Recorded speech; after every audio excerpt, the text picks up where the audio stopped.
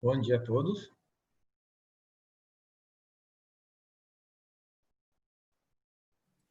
Bom dia, Mário. Bom dia, bom dia. Bom, pessoal, bom dia. Eu sou Mário Augusto, sou gerente do setor técnico operacional da Sabesp em Caraguatatuba, membro da ESABESP, Associação dos Engenheiros da Sabesp. Começamos hoje mais um encontro, a ESABESP Online, Momentos de Tecnologia com a participação da Merck. Nossos encontros abordam temas do saneamento, do meio ambiente e de inovação, conectando o setor de saneamento, seus profissionais e a sociedade. Esta é mais uma das iniciativas da ESABESP, dando continuidade às suas atividades nesse período de enfrentamento à pandemia. Antes de começarmos nossa palestra, temos 3 recados muito importantes. Marque em sua agenda. O 31º Encontro Técnico à ESABESP será realizado de 24 a 26 de novembro, totalmente online. Essa edição bateu o recorde de submissão de trabalhos técnicos e será mais um sucesso de realização da ESABESP. Estamos preparando um encontro técnico com a marca do nosso evento nesses 31 anos. Convidados e conteúdos de alta qualidade técnica e amplas discussões para ajudar o desenvolvimento do setor de saneamento ambiental no Brasil, numa plataforma digital e interativa. Mais informações estão nos sites da ESABESP e do Encontro Técnico, que estão sendo postados no chat nesse momento. Um recado muito importante aos aposentados da Sabesp. Você sabia que ao continuar como associado da ESABESP, além de todos os benefícios já conhecidos, você também poderá ser remunerado por serviços prestados às comunidades por meio de projetos socioambientais, consultorias ou cursos e treinamentos no âmbito do saneamento ambiental? Para saber mais, escreva para aesabesp@esabesp.org.br. Um recado importante: caso deseje receber outros conteúdos técnicos e científicos da Merck, como este webinar de hoje, pedimos por gentileza que você se inscreva por meio de um formulário bem rápido que deixaremos fixos aqui no chat. E por último, na sua tela vai aparecer um convite para responder a pesquisa sobre o evento. Sua opinião é muito importante para a ESABESP. Agora, retornando ao nosso momento de tecnologia, hoje aqui nós temos o Caio Gomes, Product Specialist da Chemical and Analytical Workflows, e o Felipe Albano, gerente de qualidade da rede metrológica. Nossos convidados hoje vão falar sobre auditorias remotas, acreditação, reconhecimento de laboratórios. Como superar os desafios da pandemia? Obrigado por participar conosco. Vamos conhecer um pouco mais sobre os nossos palestrantes. O Caio Gomes, ele é químico pela Unesp desde 2008, cursando MBA em gestão de projetos, possui experiência no segmento de prestação de serviço industrial em açúcar e álcool. E o Felipe Albano, possui MBA em gestão de projetos, é químico pela Unesp também, tem experiência no segmento de serviço industrial de açúcar e álcool. Lembramos a todos que este encontro de tecnologia está sendo gravado e o vídeo ficará disponível no site da ESABESP, para quem quiser assistir de novo ou compartilhar. Você que está nos assistindo pode fazer perguntas pelo chat. É só clicar no ícone abaixo desse vídeo e ao final da apresentação, os nossos convidados vão responder as questões. Passo a palavra agora para o Caio Gomes, que iniciará a palestra. Boa palestra, Caio. Muito obrigado a todos, espero que todos estejam bem, seguros e saudáveis. Aí depois o Felipe vai fazer uma correção com relação ao seu currículo. Felipe, por favor, no seu momento, na hora que você for se apresentar. Senão você vai ficar igual o meu e aí vão achar que a gente trabalhou junto aí, que a gente está de conchavo aqui. Por favor. Então, eu vou dar início então na nossa apresentação, compartilhar um pouquinho de conhecimento com vocês e espero contribuir com todos vocês aí.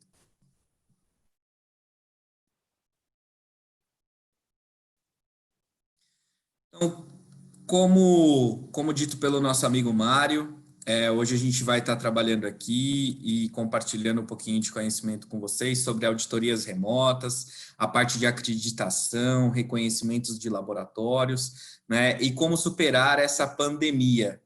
Né? Então, tudo isso que a gente tem passado e como que a gente pode colaborar com todos vocês e agregar no conhecimento, além de todo o processo de validação, né, com enfoque aí no processo de validação.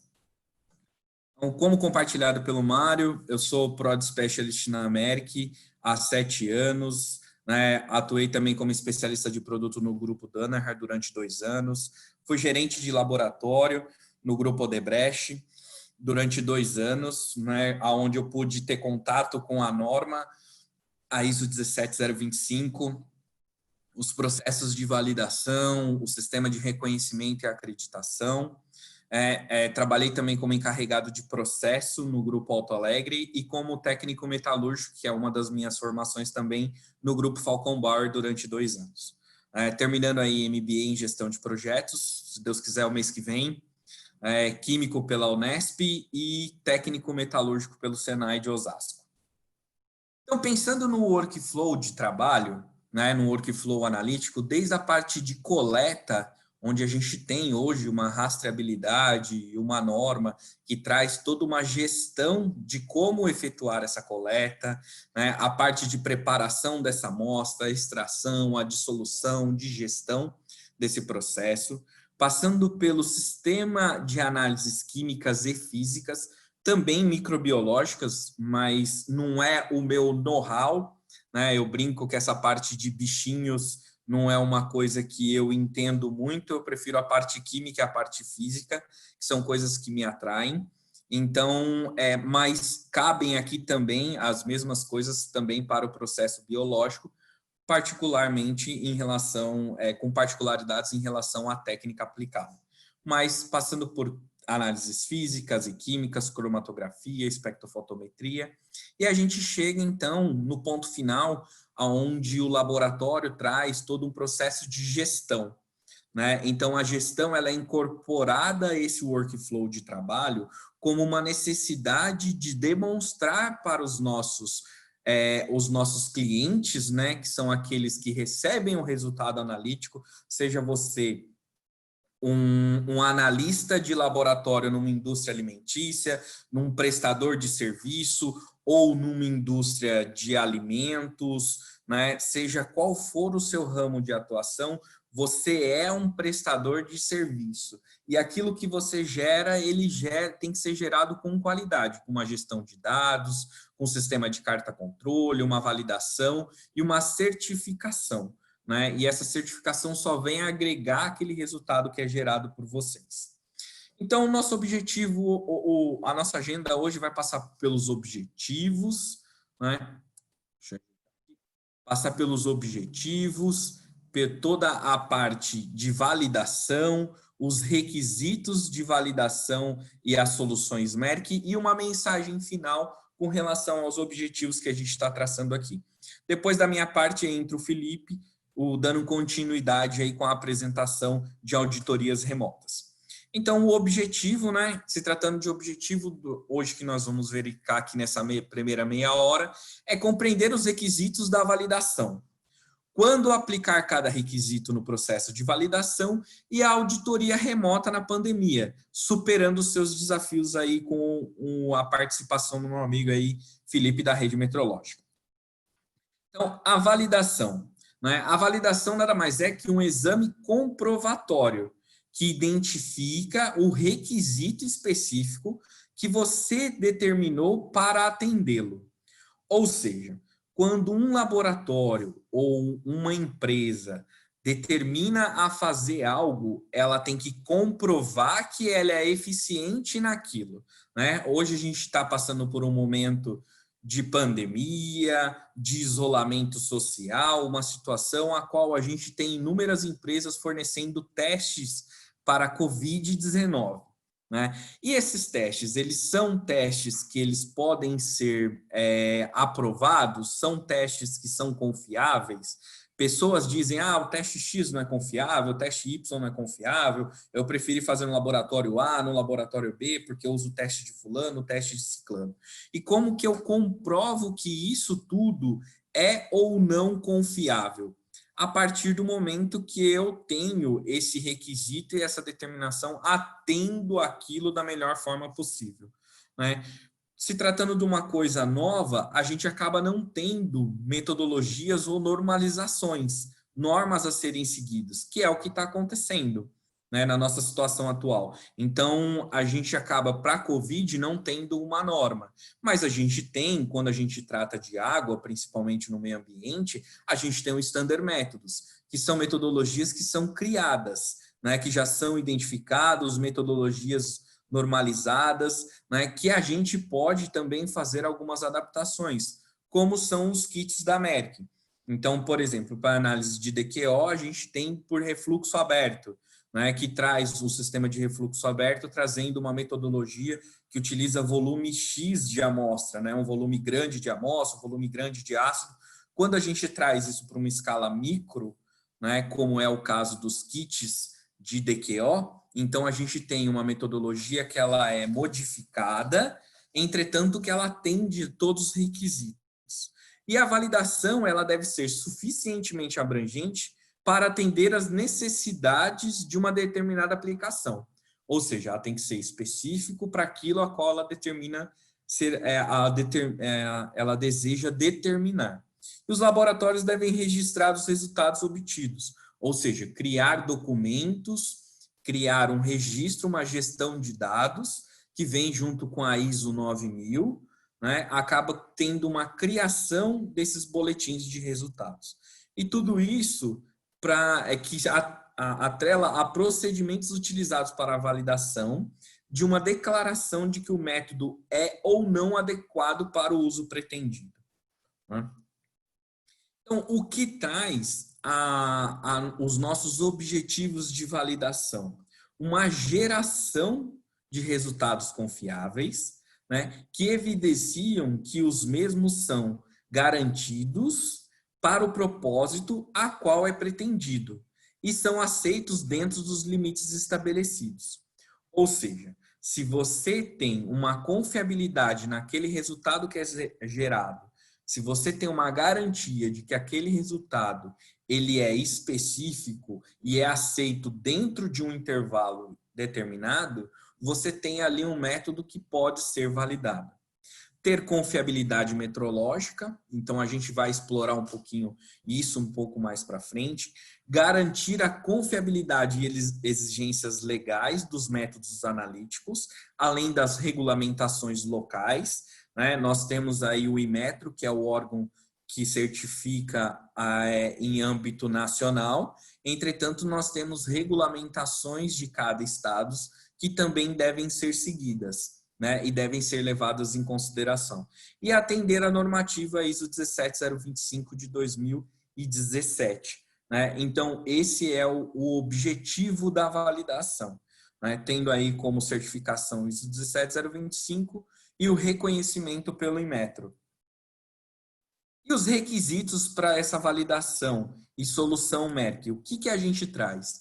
Desde o ciclo da parte de instrumentação, né? Ou seja, o fluxo da validação, o fluxograma desse processo, ele vem das escolhas de instrumentos que agregam valor, que agregam agilidade, passando por padrões analíticos, capacitação da equipe, amostras e matrizes, planilhas, né, e cálculos necessários, como a metodologia a ser escolhida. Então, quando a gente trata de instrumentos, né, o que a gente tem? Que a calibração desse instrumento ela está associada à metrologia. Então, uma necessidade de validação e certificação, seja ela uma balança, seja ela um espectrofotômetro, seja ela uma solução fatorada. Então, elas devem ter confiabilidade, os erros devem ser identificados, os desvios padrões e apresentar informações confiáveis, né, a qual a gente possa ter todo um processo de rastreabilidade. E os resultados desse procedimento são registrados sempre em certificados de calibração. Ou seja, quando a gente tem todo um processo de instrumentos, desde uma volumetria, de um pH-metro, um condutivímetro, né, ou uma balança, um sistema termorreator de aquecimento e de gestão da nossa amostra, é necessário uma qualificação e calibração desses instrumentos. que requerem, né, a certificação de órgãos, né, e laboratórios que possam certificar aqueles instrumentos, aqueles instrumentos e aparelhos utilizados dentro do processo, assim como vidraria, todos os aparatos utilizados dentro dessa metodologia. E como instrumentos, né, a gente tem um exemplo aqui de espectrofotômetros, a gente tem colorímetros, tanto colorímetros com mais ou menos parâmetros, que são necessários também esse procedimento de calibração e verificação. E esses procedimentos são feitos geralmente com empresas que são qualificadas, né? Então, a gente tem inúmeras empresas no Brasil e região que apresentam essa qualificação para garantir essa certificação dos nossos clientes. E se tratando de espectrofotômetro e instrumento, o que a Merck tem para oferecer como uma solução é o nosso equipamento Pruve, né? A linha Pruve, a família que é composta de 3 equipamentos, sendo eles de largura de banda de 4 nanômetros e 1,8, que traz uma maior sensibilidade, a maior sensibilidade do mercado, em termos de instrumento focado para análise de água. Instrumentos que têm IP31, né? Então, esse IP31 que ele tem uma resistividade a questões de poeira, então garantindo uma vida mais longa do equipamento. Compartimentos de cubetas separadas, então aqui nós vemos o sistema onde você utiliza a cubeta, por exemplo, para DQO, e cubetas que vocês utilizam aí com um sistema de até 100 milímetros, como é o caso desse equipamento Pruve 600, né? Então, que te dá uma maior sensibilidade no equipamento, uma maior sensibilidade nas suas análises. Por exemplo, temos um kit de sílica que você consegue identificar nas faixas de PPT, né? Então, aí parte por trilhão. Então, te traz uma sensibilidade e confiabilidade nos seus resultados analíticos. O sistema de autoseleção, então sistemas de código de barra, tanto para cubetas redondas quanto para kits que são reagentes, então todos eles apresentam essa questão de sistema de reconhecimento, né, de código de barra. O sistema Live ID está presente nesses códigos de barra com identificação de lote, de validade do produto, né, assim como toda a parte de branco também da amostra, então trazendo uma maior confiabilidade naqueles resultados gerados. Características do usuário, tanto a inserção de novas curvas, o equipamento não é preso ou fechado às curvas da Merck, pode ser inserida curvas do usuário, né? Assim como também o controle de faixas do usuário. Lâmpadas de maior duração. Temos 2 modelos de equipamento que trabalham com lâmpadas de xenônio. Então, apresentam uma característica de maior durabilidade, chegando aí aproximadamente 7 anos de duração essa lâmpada, né? E a excelência em termos de precisão e ótica, né? Que é uma das características de maior sensibilidade em termos de equipamento do mercado. A ótica desse equipamento é uma ótica específica que traz a robustez alemã. E o tamanho do equipamento é um equipamento bem compacto também, que ajuda a minimizar espaços, que hoje a gente tem que fazer mais com menos pessoas, gerar mais resultados com menos espaços, então o espaço acaba sendo cada vez mais um desafio dentro do laboratório, e esse equipamento vem para atender essas necessidades, além de fáceis de limpeza. Então, é possível remover o compartimento de cubeta para poder fazer a limpeza. O equipamento que tem conectividade, o sistema LINS e sistema totalmente touchscreen.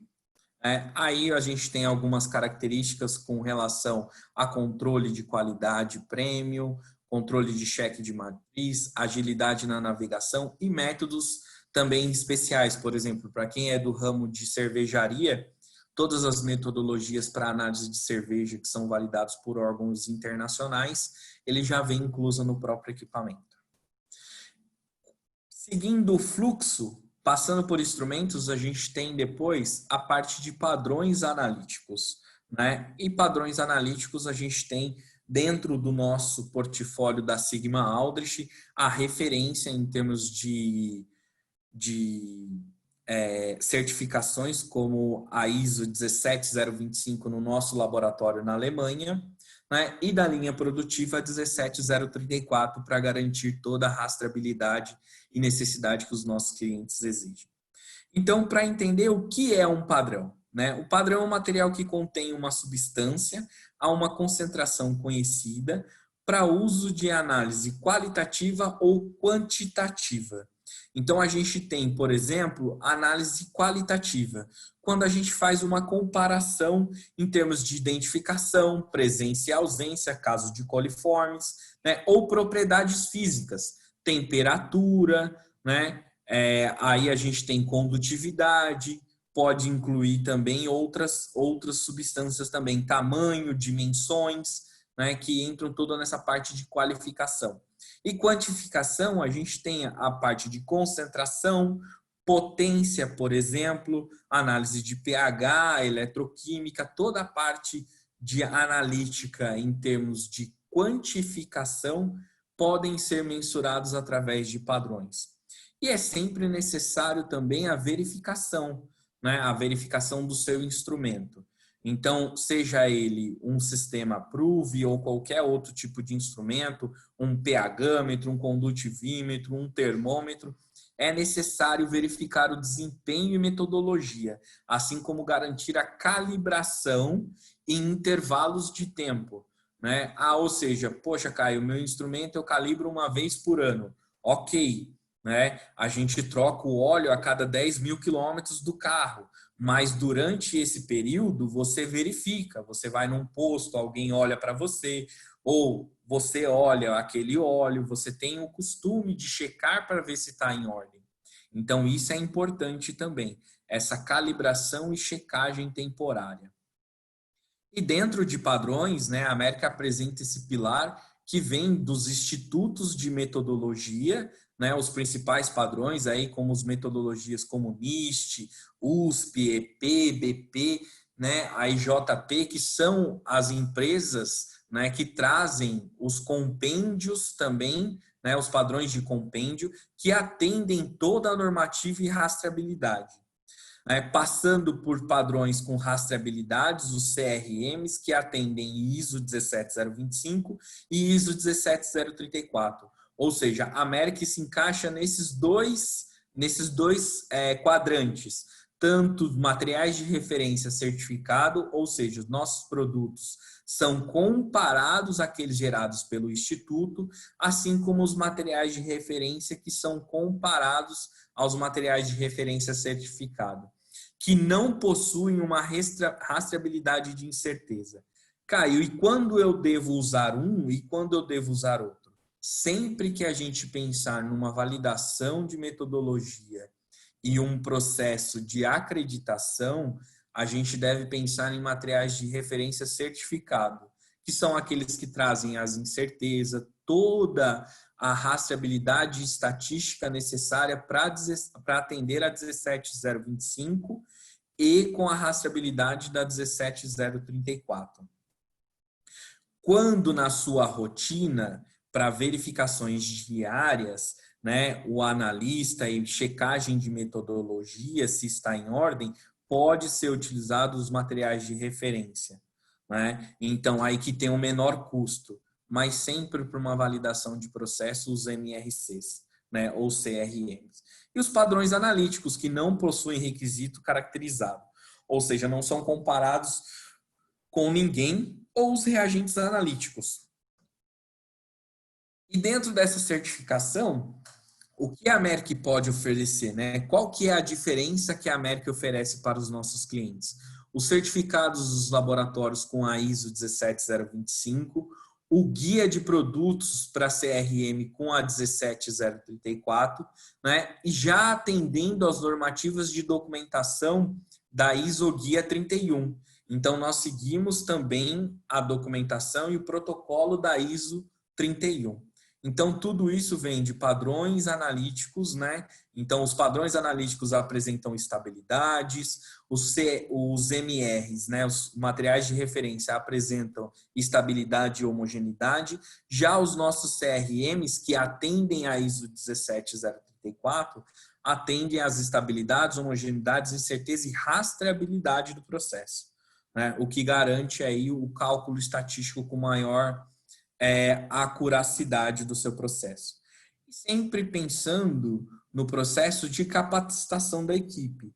É necessário uma capacitação, né? As equipes precisam ser treinadas na ISO 17025, treinadas em metodologias aplicadas, né? Procedimentos analíticos e gestão de dados. E todo esse processo ele deve ser arquivado e garantir que realmente aquelas pessoas participaram desses programas através de certificados, através de informações. Temos aí o pessoal da rede metrológica, o Felipe vai falar um pouquinho como eles podem ajudar nessa capacitação de vocês.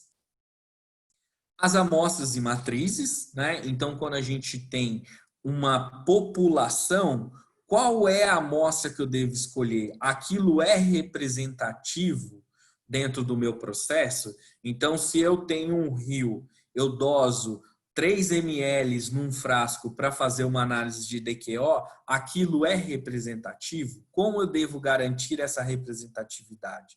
Então, essa representatividade ela deve ser garantida, né, através de uma coleta de amostras sem contaminação cruzada, ou seja, garantir que os seus frascos estejam limpos, descontaminados, né? Garantir a conservação dessa amostra. Então, se necessário for, adicionar ácidos, adicionar outras substâncias que conservem essas amostras. Esse protocolo ou procedimento de garantia de conservação da amostra pode ser identificado no Standard Métodos, né? Então, e garantir no momento de uma dosagem dessa amostra, ou seja, de uma coleta de uma alíquota para o procedimento analítico, a homogeneização. Temos inúmeros casos de clientes que fazem a análise de DQO com duplicata ou triplicata, que a primeira análise, ou seja, a primeira coleta é homogeneizada, a segunda coleta você não tem a mesma repetibilidade de homogeneização, então os resultados acabam variando, né? Um exemplo é a análise de turbidez. A análise de turbidez, se eu agito 5 vezes ou se eu agito 10 vezes, os resultados vão ser totalmente diferentes, né? A probabilidade de obter resultados totalmente distintos é muito grande. Então, a garantia desse protocolo e garantir que vocês estão fazendo a homogeneidade para todos os processos é extremamente importante. A adequação dos procedimentos de coleta conforme a matriz de trabalho. Se é um solo, se é uma água, se é um efluente, como que deve ser garantido. Isso daí tem que ter um procedimento descrito para essa coleta.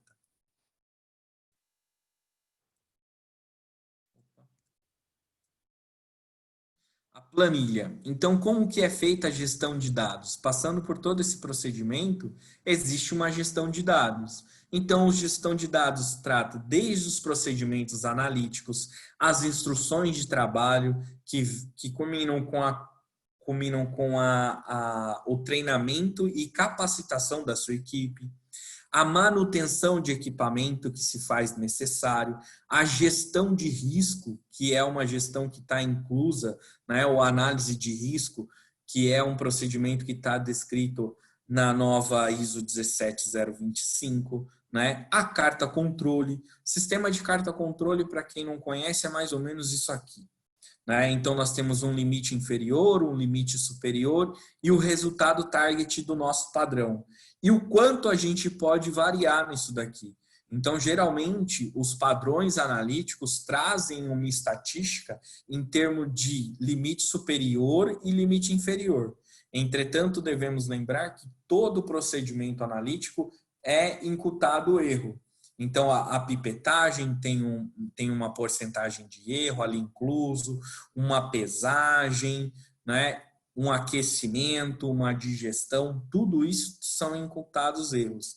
e esse desvio, né, limite superior e limite inferior, deve ser calculado de forma estatística para garantir esse procedimento, né? E sempre pensando que isso daí leva ao quê? A um plano de ação, uma melhoria contínua do seu processo. Então, o 5S, a prática do 5S para garantir uma melhor gestão da qualidade.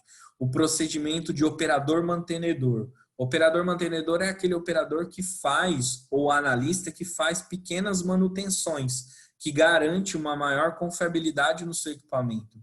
Resolução de problemas, e isso vem ao encontro do sistema do PDCA, que é o planejar, o fazer, o checar, o agir, checar novamente. Então, você tem um ciclo aqui que garante uma maior confiabilidade daqueles resultados gerados, né? A metodologia utilizada, né? Por fim, a gente tem qual deve ser a metodologia utilizada.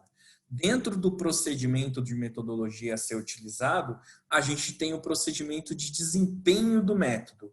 Esse desempenho do método, então, ele traz todos esses pontos que são importantes, né? Que a 17025 exige da gente, né? Assim como o processo de validação se faz necessário, que é a seletividade do meu método, ou seja, aquele método realmente é seletivo para aquilo que eu quero fazer, ele apresenta uma sensibilidade qual para aquilo que eu quero fazer, ou seja, aqui um exemplo, sair um pouquinho da rotina de laboratório e trazer a gente para o dia a dia. Então, teste de gravidez. O teste de gravidez de farmácia, ele é seletivo? Ele é seletivo, né? Ele tem sensibilidade? Tem sensibilidade, mas ele não tem uma confiabilidade de 100%, né? Sempre a gente tem um teste comprovatório, que é o que a gente falou lá atrás, que a validação ela traz uma comprovação do teste, né? Então, sempre que é feito um teste de farmácia, a garantia efetiva de que está grávido ou não está grávido vem através de um teste sanguíneo, né? Que é o nosso teste validado, o nosso teste real de aprovado. Então, uma linearidade dessa curva, uma faixa de trabalho, essa faixa ela deve ser linear para garantia, pois a gente tem, poxa, Caio, eu queria estender a minha faixa tanto para o limite superior quanto o limite superior. Isso a gente tem impactos químicos, né? Se tratando de espectrofotometria, por exemplo, a gente tem um impacto da lei de Lambert-Beer, que a partir de um momento você começa a ter desvios positivos ou negativos, né? Determinação do LD, o LQ, limite de detecção, limite de quantificação, as tendências, né? Exatidão do método, assim como a precisão e recuperação também. Tem que ser um método que apresenta uma repetibilidade e reprodutibilidade. E quando trabalhamos com métodos que não são normalizados, existe a necessidade da robustez, né? Onde exige um maior investimento em termos de tempo e recursos financeiros para garantir que aquele procedimento realmente ele apresenta todas essas características através de testes, como diz aqui, teste robusto, ou seja, testes sucessivos a fim de garantir essa confiabilidade do procedimento, né? O desempenho do nosso método. E a associação de erros, né? A parte de padrões, desvios, trazem essa parte de incerteza de instrumentos, acessórios do método analítico. Então, tudo isso vai trazer também qual é o erro associado àquela metodologia. E, por fim, a gente tem a garantia de que você é ou não proficiente, através dos testes interlaboratoriais. Aqui eu coloquei frases da mesma coisa, né? Testes interlaboratoriais, PEP, ensaios de proficiência ou testes de proficiência, que são conhecidos de diversas formas no país, né? Então, no país, a gente tem essa variabilidade de nomenclatura, mas se trata da mesma coisa, que é a garantia da confiabilidade daquilo que vocês estão buscando, que é a validação do método. E como mensagem final aqui para vocês, né, eu gostaria de deixar 3 pontos, que é a capacitação da equipe, preparação do instrumento, benchmarking e consultoria, são pontos que fazem necessários, né, para garantia de que o seu método é ou não robusto e possível de ser validado, né? Produtos, equipamentos de qualidade, confiabilidade, acuracidade, precisão e exatidão melhoram a qualidade da sua rotina. Ou seja, garantir que aquilo que você está utilizando apresenta uma confiabilidade e acuracidade no procedimento analítico. E o suporte técnico especializados? Nós estamos aqui com os 2 especialistas, né? Um em consultoria, um outro da parte de instrumentação e toda a parte analítica, que tem todo esse suporte, todo esse know-how para suportar vocês num procedimento de validação, com treinamentos de boas práticas, com os troubleshoot e alguns estudos de caso. Tá bom? Pessoal, gostaria de antemão agradecer vocês. E agora passo a palavra ao Felipe aí para continuar a apresentação. Muito obrigado.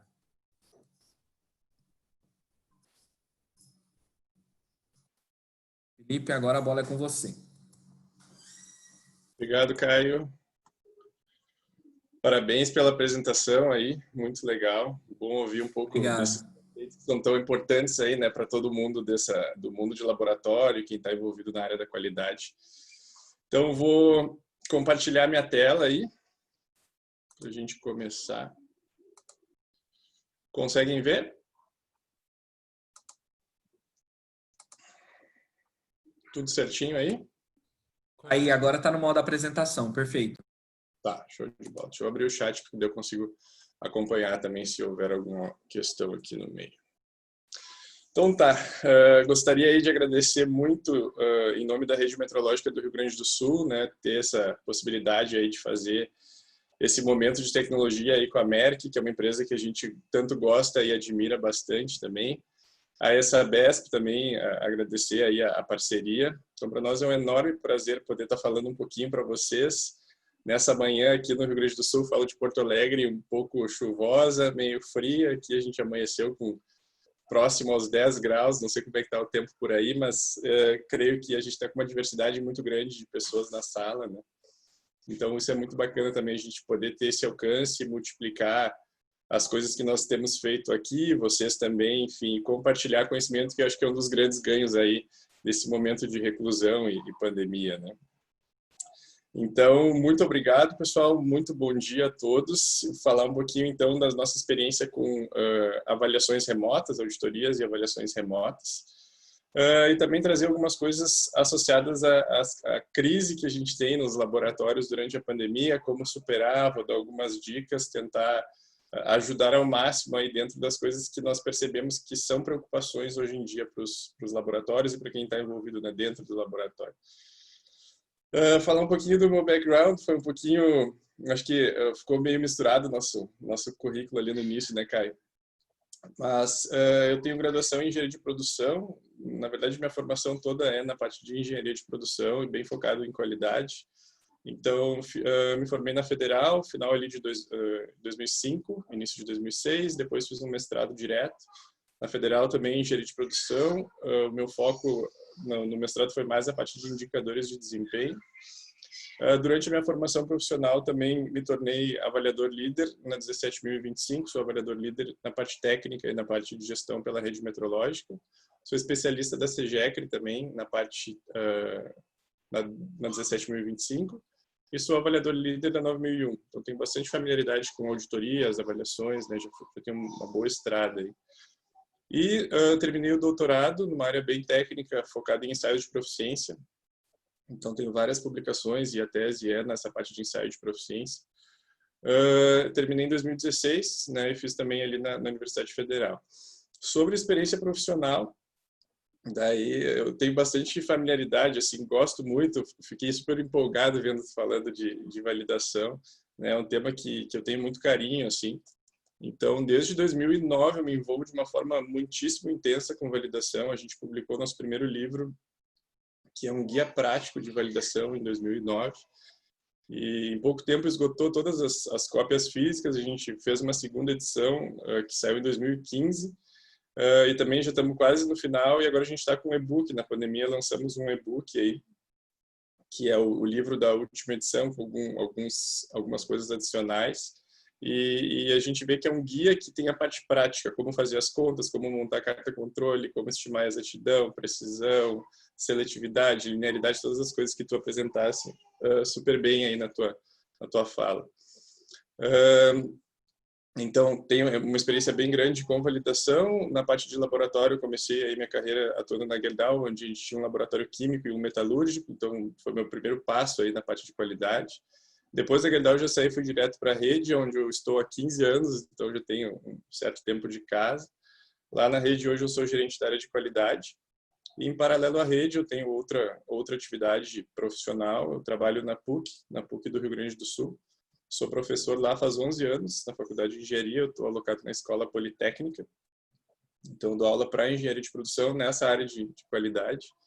E também faz 4 anos eu estou na coordenação da pós-graduação. Nós temos uma pós-graduação que ela não é online ainda, a gente está com projetos, mas é uma pós-graduação na área da qualidade. A gente fala de Lean Six Sigma.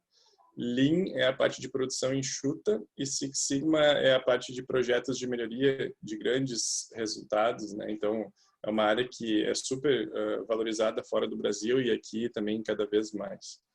E na rede eu me envolvo direto com esses assuntos de validação, ensaio de proficiência, todas as auditorias e avaliações que nós fazemos, né? A gente tem um trabalho técnico em laboratório bem intenso, assim.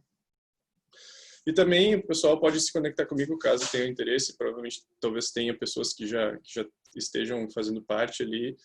Tem uma conta no Instagram que eu fiz no final do ano passado, que eu coloco muita coisa de trabalho ali. Então, a minha atuação mais como professor, né? E também, eventualmente, coisas de trabalho, projetos novos, coisas bacanas. Às vezes faço quiz ali sobre qualidade, que é essa conta aqui, Qualidade e Gestão. Caso queiram se conectar e para depois a gente manter contato.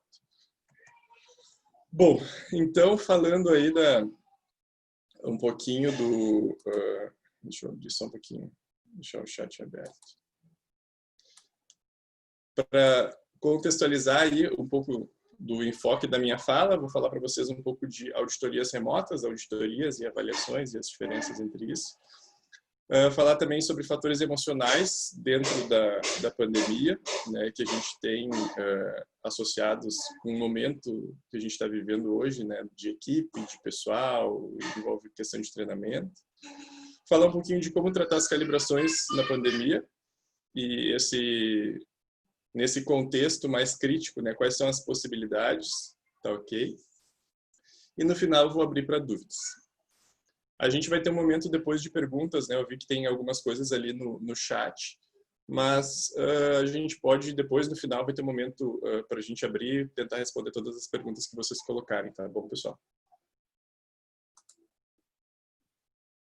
Então, vamos lá. Falando, então, das auditorias remotas, né? Então, a gente se pegou, vou contar um pouco da história para vocês. A gente se pegou nesse ano um momento de surpresa, né?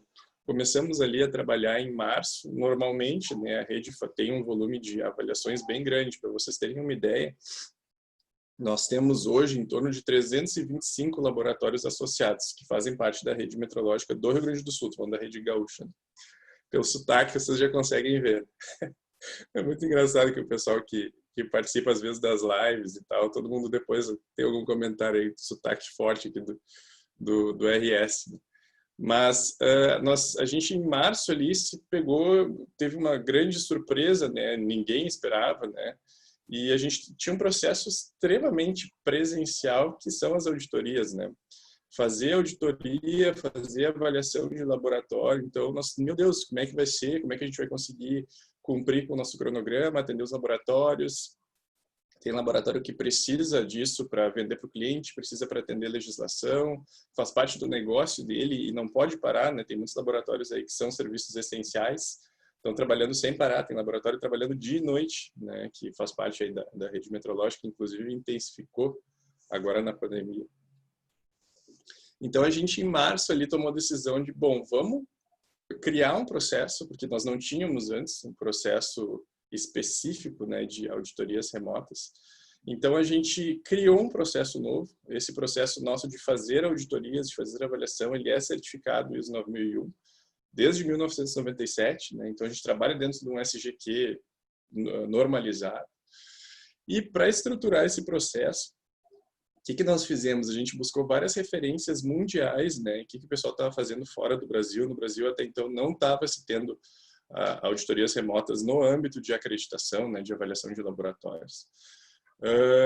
Então, a gente buscou referências americanas, nos Estados Unidos, principalmente no ANAB, A2LA, buscamos no IEF, que é o Fórum Internacional de Acreditação, também no ILAC, que é a principal reconhecedora de organismos de acreditação para a área de laboratórios do mundo, e buscamos também as diretrizes do UCAS, que é o pioneiro aí em acreditação, não só de laboratórios, mas de certificadoras.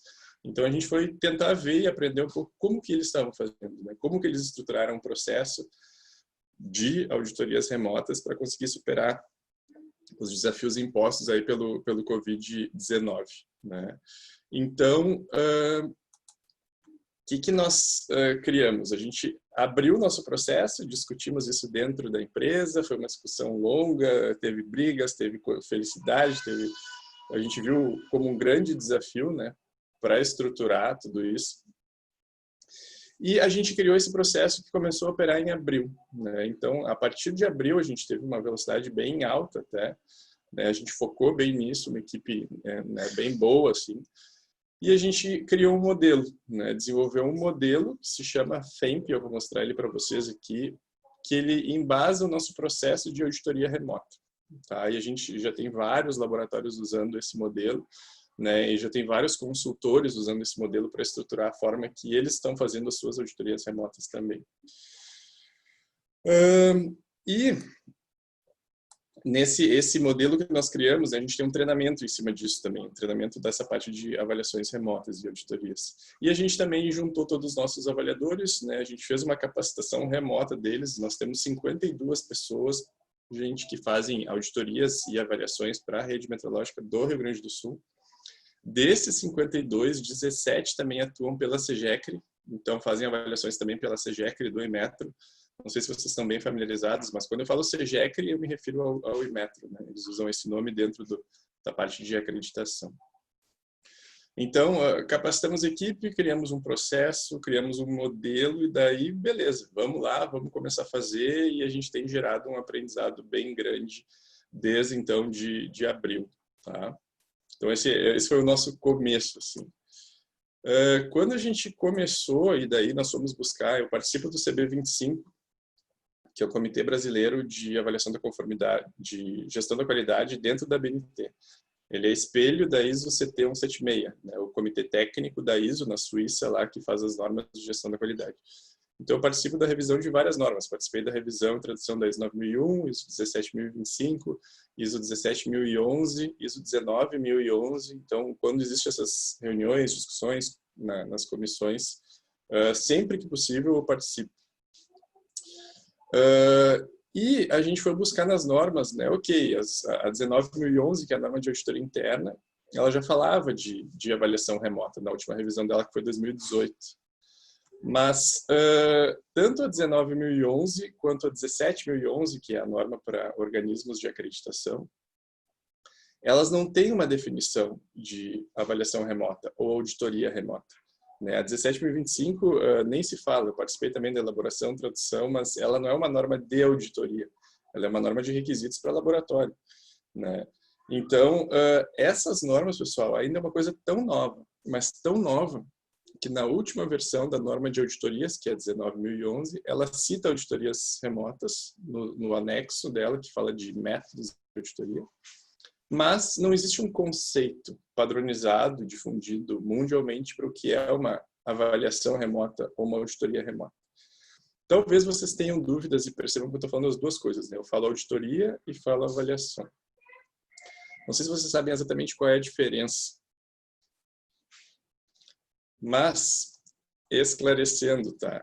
Quando eu falo em avaliação remota, pressupõe isso sendo feito por uma terceira parte, né? Normalmente associado com os organismos de acreditação que fazem esse tipo de trabalho.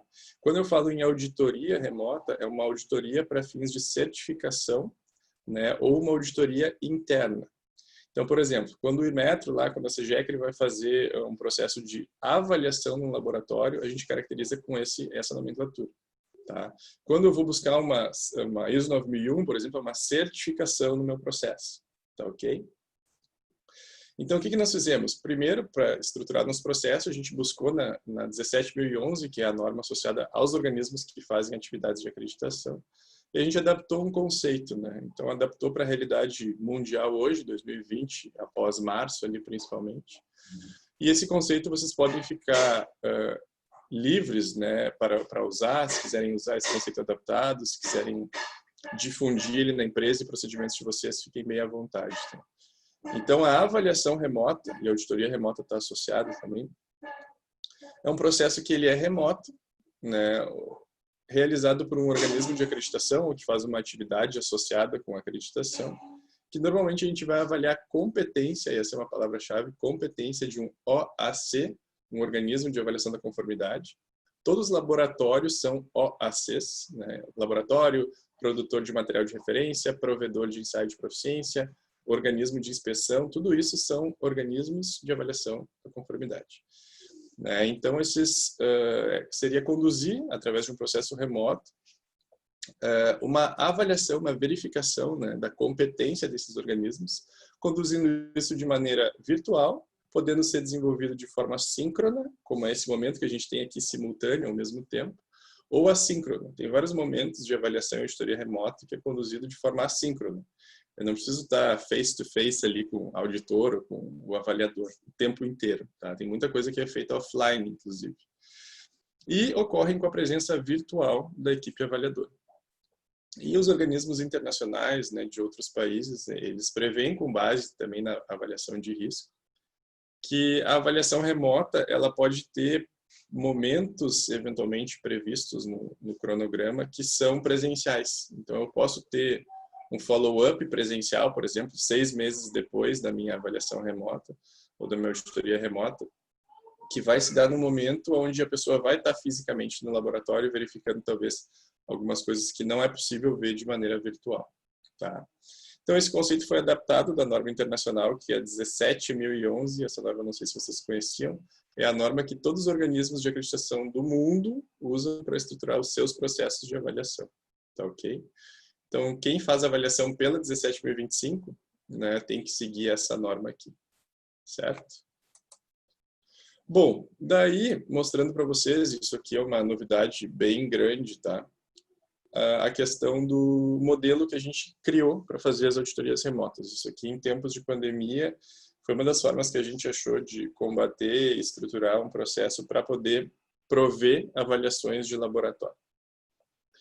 Desses 325 laboratórios que nós temos aí associados na rede, tá?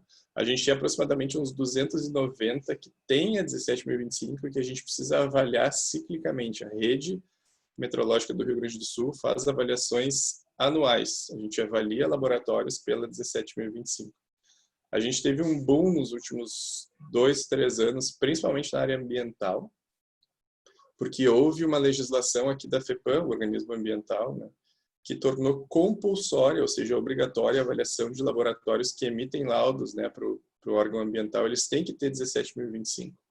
Ou reconhecido pela rede, ou acreditado pelo Inmetro, pela CGECRE do Inmetro. Então, vocês imaginem a demanda que não gerou isso. Né?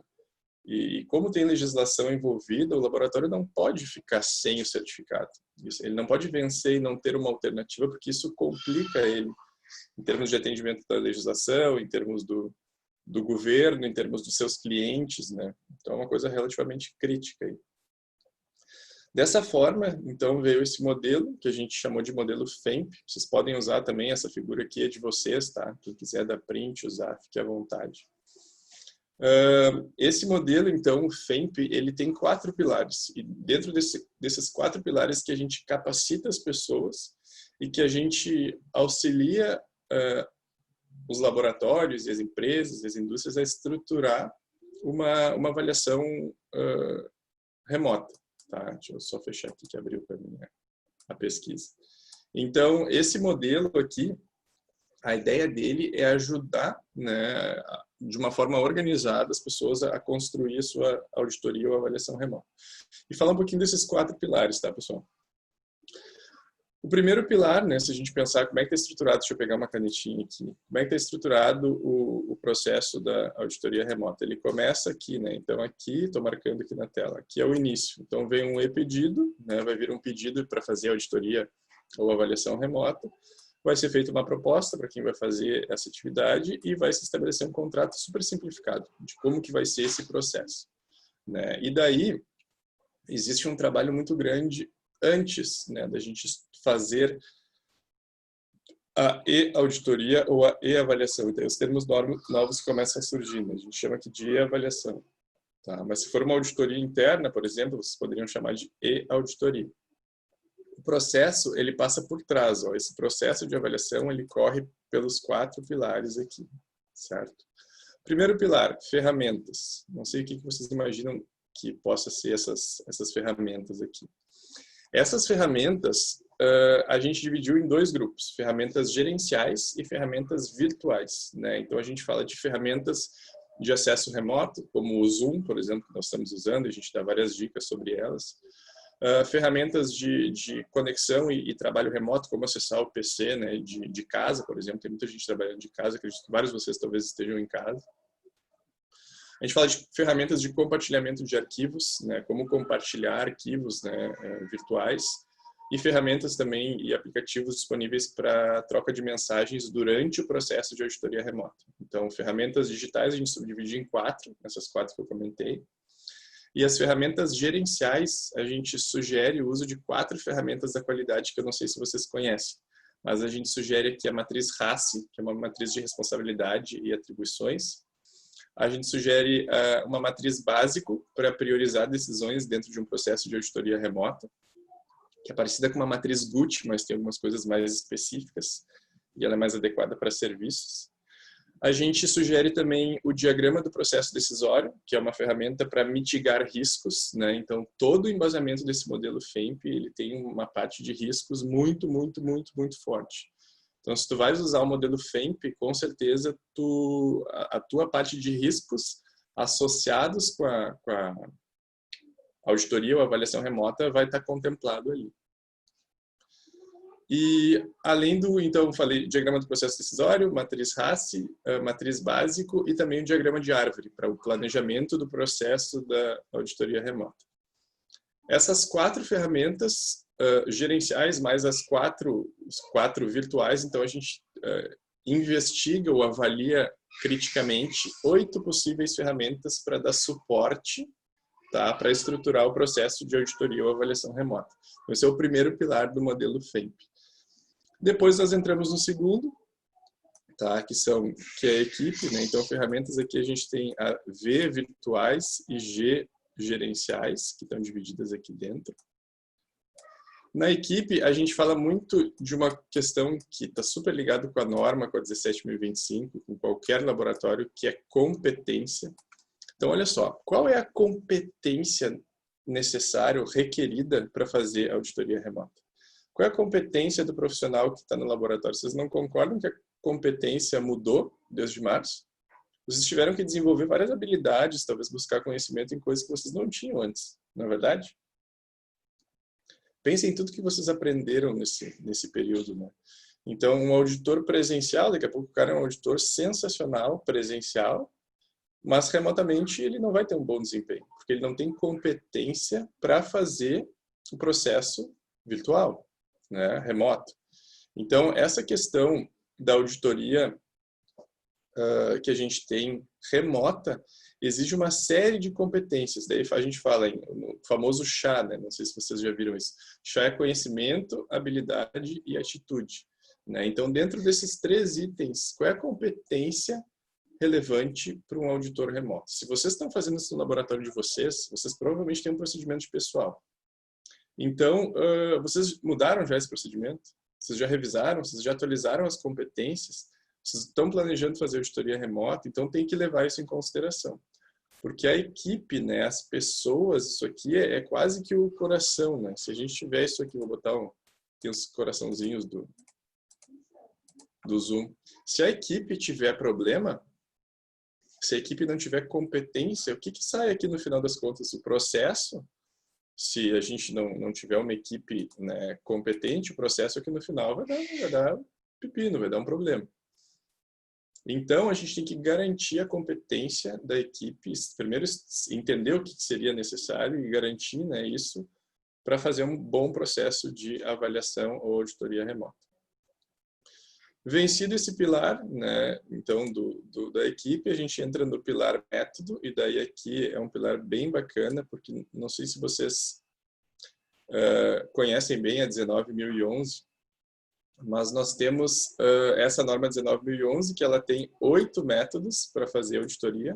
Ela sugere 8 métodos, padrão mundial, nisso que é consenso na Suíça. Na ISO, lá na Suíça, é multiplicado para todos os seus quase 300 países membros, né? Então, auditoria na China, auditoria nos Estados Unidos, em toda a Europa, na Oceania, na Ásia, enfim, segue e utiliza esses 8 métodos de auditoria, que estão lá na ISO 19.011, tá? E também, aqui a gente explora os métodos da SAS, Statement Audit Service dos Estados Unidos, que eles têm outros métodos que são, na verdade, meio parecidos com a 19.011. Então, a gente explora aqui os métodos propostos pela ISO, tá?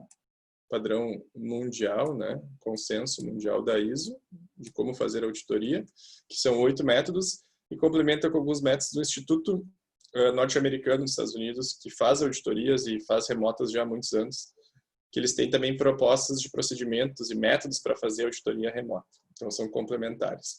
Então, a gente entende que existem várias possibilidades que tem como fazer, né, essa auditoria remota, tá? E daí usar métodos, né, que são formas ou passo a passo, sistemáticas, né, para a gente conseguir fazer estruturar a auditoria remota. Não só remota, como a presencial também. Então, a partir do momento que o cara aprendeu os métodos aqui, ele pode usar para presencial também. E daí, por fim, uma coisa que eu acho que ficou bem interessante é o seguinte: a gente consegue congregar, daí deixa eu pegar uma outra cor, esses 3, o FEM aqui, né, ferramentas, equipe, método, a gente faz daí um mix deles e entende como e propõe a maneira que a gente vai fazer dentro de um cronograma extremamente organizado. A gente faz o planejamento dessa atividade remota. Daí tem vários detalhes, como estruturar os métodos, como organizar a equipe, como identificar quais ferramentas vão ser usadas, em que momento fazer isso, né? E eu diria para vocês assim, ó, o grande ganho, e acho que a grande sacada e o segredo, talvez, da auditoria remota para ela ter sucesso, além de tu investires bastante na equipe, é assim, ó, fazer um bom planejamento. O planejamento de uma auditoria ou avaliação remota, ele é muito mais detalhado, ou deve ser muito mais detalhado do que uma auditoria ou avaliação presencial. Então, aqui tem uma série de coisas que são relevantes para serem levadas em consideração quando está construindo o planejamento de uma auditoria remota. Então, vocês já puderam perceber, se a gente usar esses 4 pilares do FEMP, a chance de sucesso de uma auditoria remota é muitíssimo maior. Concorda? E para fechar, uma coisa que a gente considera relevante e que está no contexto desse novo ambiente é o seguinte, que muitos laboratórios não se deram conta ainda. Mas a gente precisa repensar, muitas vezes, a nossa política de confidencialidade, né? Então, essa questão de acesso aos dados, como que eu estou fazendo, o pessoal de casa consegue ver tudo, essa equipe de auditoria ou avaliação vai ter acesso a tudo. Será que a minha política atual serve? Será que ela é suficiente para o meu propósito atual? Né? Talvez seja um momento de dar uma revisada nisso aí, tá ok? Então, esse aqui é o modelo FEMP. Quem não conhecia, muito prazer, tá? Esse aqui foi uma criação bem legal de 2020. Quem quiser dar um print aí com os rabiscos, eu dou aula para meus alunos no Zoom.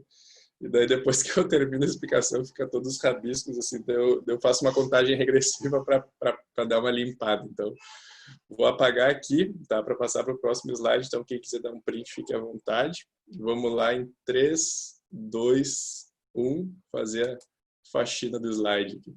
Tá ok? Então, vamos em frente. Isso aqui é o modelo FEMPRE, né, para ajudar os laboratórios nesse momento de auditoria remota. Estou vendo que tem algumas perguntas ali, pessoal. Vou responder todas no final, tá? Podem colocando ali. Obrigado pela participação. Falar um pouquinho da prática, né? No Brasil, nós somos pioneiros e a gente tem bastante orgulho disso. Então, a gente estruturou o primeiro processo formal de avaliação remota de laboratórios no Brasil. E a gente vem fazendo isso desde abril. Para vocês terem uma ideia, em junho, tá? Julho, a gente está ainda no fechamento do mês, mas pelo que eu olhei, uns 2, 3 dias atrás, estava mais ou menos na mesma linha, mas em junho nós já superamos auditorias remotas em relação às presenciais. A gente faz mais remota do que presencial. Tá? Isso é um case real, estou falando para vocês da realidade. E a gente está recebendo muito pedido de avaliação remota pela Rede Meteorológica do Rio Grande do Sul para avaliar laboratórios pela 17.025. No Brasil, o que aconteceu no organismo de acreditação, a CGEC, né, do Inmetro? Eles, em março, que era uma possibilidade sinalizada pelo ILAC, que é o organismo internacional que reconhece a CGEC, eles suspenderam por 6 meses as avaliações, então suspenderam de março a agosto, e estão retomando agora em agosto as avaliações de forma presencial. Tem alguns estados e cidades e laboratórios que não têm condição de receber avaliação presencial porque está com Covid no espaço ainda. Tem muitos casos, a cidade está em bandeira vermelha ou preta, né? Enfim. Mas a questão das acreditações foi retomada dia 3 de agosto. Nós, da rede, a gente tem feito presencial e remota, a gente tem as duas modalidades disponíveis.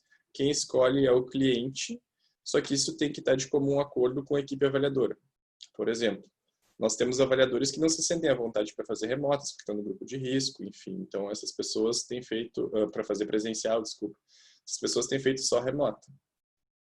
Tem pessoas que, às vezes, por uma proximidade ou por avaliar a situação de ser um risco baixo, elas fazem a avaliação presencial. O laboratório, eventualmente, prefere também presencial, desde que seguindo todos os protocolos de segurança e saúde. Né? E daí a gente foi dar uma olhada no que tem fora. Né? E nos Estados Unidos, isso tem sido feito, para vocês terem uma ideia, avaliações remotas são feitas desde 2015. Então, estamos aí 5 anos atrasados, vamos dizer assim. Eles faziam com uma intensidade menor, normalmente em avaliações ou auditorias periódicas, mas agora, em 2020, bombou. Né? Tem várias perguntas muito boas ali. Depois eu vou respondendo. Então, nos Estados Unidos, eles já têm essa prática. Em 2020 bombou isso. Eu fiz uma live com um cara que mora na Califórnia, na sexta-feira. Foi uma live em inglês, não sei se vocês dominam o idioma, mas se vocês quiserem assistir, está disponível no meu Instagram. A gente fala das diferenças da acreditação e certificação Brasil versus Estados Unidos. E daí ele fala um pouco da experiência que eles têm lá. E o relato é que em 2020 intensificou muito, né, a questão da acreditação e certificação de forma remota, inclusive para avaliações iniciais. Né? Então, o case, esse aqui é do American Industrial Hygiene Association, que é o AIHA. Então, é uma referência de acreditação norte-americana, principalmente para laboratórios de ensaios, tá? Na parte Tem muita coisa ambiental, muita coisa de saúde, alimentos e tal. Então, eles têm um case deles, né? O vídeo que eles até colocam no YouTube. Nesse período de pandemia, eles publicaram isso em abril. Nesse período de pandemia, eles vão conduzir as avaliações remotas para evitar, né, contaminação por Covid dos avaliadores e também do pessoal dos laboratórios. E até eles terem notícia ou segurança de que a gente pode fazer presencialmente de maneira segura. Né? Então, isso saiu, né, já uma publicação e os caras estão fazendo direto. Tá? Como é que a gente pode fazer isso de maneira remota? E daí a gente tem feito várias, né? Então, a gente tem, dentro das ferramentas do modelo FEMP, a gente escolhe o que vai ser usado. para conduzir, né? Mas a gente tem o mesmo formato, reunião de abertura, reunião de encerramento. Aqui tem um exemplo, né, de reunião de abertura e encerramento usando aplicativos de conferência, como, por exemplo, o Zoom, o Google Meets, o Teams. Então, existe aquele momento formal de reunião de abertura, reunião de encerramento. A gente cria grupos de mensagens entre os auditores, os avaliadores e o laboratório, as equipes, e conduz de forma bem macro, né, pessoal, falando. E conduz o processo, né, com agendamento prévio de entrevistas em vídeo, acompanhamento do ensaio em vídeo, que pode ser gravado ou ao vivo, com celular, usando Skype, WhatsApp, Zoom, entre outros aplicativos. A gente tem especificações de conectividade mínima de internet, tanto do laboratório quanto do auditor, para garantir que o processo flua, né? O auditor, o avaliador, tem que ter uma capacitação mínima e dominar as ferramentas que a gente considera como relevantes no processo, então a gente garante a competência de quem vai fazer aquilo ali. E às vezes a gente fica muito receoso, né? O pessoal ficava aqui muito com o pé atrás, ou com medo, que não vai ser equivalente, que não vai funcionar. Mas a gente tem tido relatos que eu acho muito legal, o pessoal me manda muita mensagem ali, às vezes pelo inbox do Instagram, comentando como foi feito, me mandam fotos, me mandam relatos, me mandam áudio, eu adoro receber, falando como que foi o processo. Então, tem avaliadores super tradicionais, pessoas mais velhas, aí na faixa de chegando entre 60 e 70 anos, que avaliadores, né, de laboratórios que os caras amaram, adoraram fazer o processo remoto. E avaliadores bem rigorosos que o sentimento deles foi equivalente a um processo presencial. Claro que a gente perde em algumas coisas, mas a gente ganha em outras, né? Tem muitos ganhos. Depois eu vou falar um pouco das vantagens. Mas a maior dúvida que por exemplo, a avaliação de uma amostragem, a avaliação do ensaio, né? Isso pode ser feito por vídeo, isso pode ser feito de forma filmada, inclusive, né? Sem a gente perder a qualidade, né? Programando isso antes. E uma coisa muito interessante, muitas vezes a gente tem a oportunidade de quem fez o ensaio ou quem fez a amostragem se ver no vídeo junto com o avaliador e junto com a equipe dele. Então, quando que a gente teria isso presencialmente de uma forma possível? Nunca. Então, às vezes, o analista se vê fazendo aquilo ali e poder ser questionado enquanto ele está rodando o vídeo, perguntar, mas por que tu fez dessa forma? Me explica o que tu estava fazendo nesse momento. Então, tem várias possibilidades de fazer isso de maneira bem sucedida. Ok? Então, aqui alguns exemplos, né, de coisas que são usadas em auditoria remota e avaliação remota. E assim, pessoal, isso é uma coisa que veio para ficar. Vocês podem ter certeza que, assim, vai acabar a pandemia, a gente vai voltar a fazer mais avaliações e auditorias presenciais. Porém, dentro de um ciclo, por exemplo, de 4 anos de uma auditoria presencial, provavelmente alguma dessas nesse ciclo vai ser remota, porque tem várias vantagens.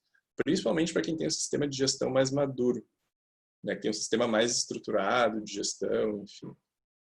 Tá ok? Algumas vantagens que a gente vê, tem inúmeras aqui, eu coloquei algumas principais. Deixa eu só organizar aqui minha tela. Primeiro, a continuidade do processo, né, e atendimento do mercado. O processo continua rodando no laboratório, a avaliação continua acontecendo. A gente não deixa de ter aquela competência reconhecida para o cliente, não vai empurrando com a barriga para frente. A gente consegue ampliar escopo. Daqui a pouco eu precisava de um escopo ampliado para maio, junho. Né? Se eu não consigo avaliação, o que eu faço? Né? O mercado pede, o cara que quer estar fora do país, ou é o órgão regulamentador que está me pedindo, é um cliente que não quer saber, né? Então tu proporciona essa opção. Acho que um dos grandes ganhos é um aprendizado absurdo do auditor e do auditado, do avaliador e do avaliado. Aprendizado enorme, né? Uma quebra de paradigmas. A gente teve uma live esses dias do coordenador da SEGECRE, o Aldonei, e ele falou claramente, com todas as letras, está no YouTube, essa live pela SBM, Sociedade Brasileira de Metrologia. Ele falou uma coisa que, se os avaliadores não se deram conta que quem não tiver essa competência ou não ingressar nesse mundo, está fora, pessoal. A gente teve uma questão urgente de evoluir, talvez 5 anos em 6 meses, né, tecnologicamente falando e também de formato de trabalho, mas a gente precisa quebrar paradigma. Quantos estão trabalhando em casa e às vezes não é até melhor ou mais produtivo do que no trabalho? Olha quanto que se ganhou, talvez, reduzindo o trânsito, né, reduzindo o estresse, talvez tendo uma qualidade de vida um pouco melhor em casa. Óbvio que tem problemas em casa, né? Não são tudo flores. Eu, por exemplo, tenho 2 filhas pequenas, tenho trabalho na rede meteorológica, eu trabalho de noite na PUC, minha esposa trabalha, a gente se vira nos 30. Às vezes a gente, né, beira a loucura também, porque não tem tanta válvula de escape, mas tem muita coisa positiva. Muita coisa positiva e que a gente tem ganhos. Então, o que mais? A gente tem esse aprendizado e quebra de paradigma e também redução relevante de custos para o laboratório. Dependendo do laboratório, a logística pode chegar de 15% a 35%, 40% do valor da avaliação. Isso é relevante, principalmente no momento crítico, né? Então, o custo reduz. Tu não tem deslocamento, não tem passagem aérea, não tem hotel, não tem alimentação, não tem diária.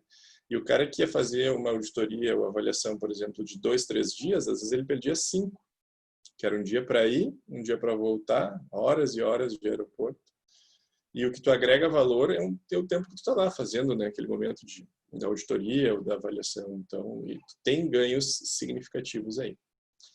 Da confiabilidade da avaliação, eu creio que a gente consegue chegar num nível equivalente desde que a equipe dos 2 lados estejam dedicadas. Então, acho que isso é tem que existir um compromisso. E também pensar que o planejamento, muitas vezes o trabalho antes, ele acaba sendo maior, né? O trabalho antes a gente tem que ter um planejamento mais detalhado, vai analisar mais documento e tal. Mas vantagem também gostaria de destacar, a gente tem uma relação, daí eu falando do meu ponto de vista, tá? Mais profissional, porque assim, tu não passa o dia inteiro com o auditor, o dia inteiro com o avaliador. Tu está tratando daquele assunto técnico específico do trabalho, não tem aquela questão de, às vezes, o almoço, né? Tu tem aquela questão profissional, que aquele momento é aquele assunto, ponto final.